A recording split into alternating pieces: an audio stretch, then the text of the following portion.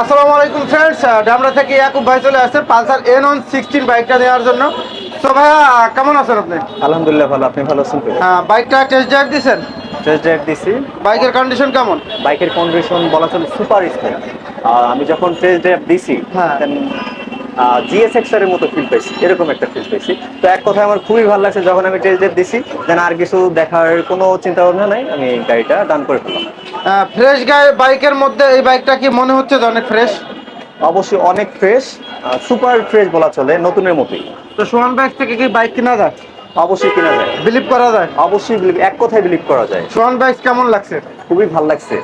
তো প্রাইস এবং সোহান বাইক এবং বাইকের কন্ডিশন সব মিলে কেমন লাগছে আপনার? আলহামদুলিল্লাহ খুবই ভালো লাগছে। প্রাইস সবকিছু মিলে ওভারঅল সবকিছু হাতের নাগালে আছে, খুবই কমের মধ্যে বলা চলে।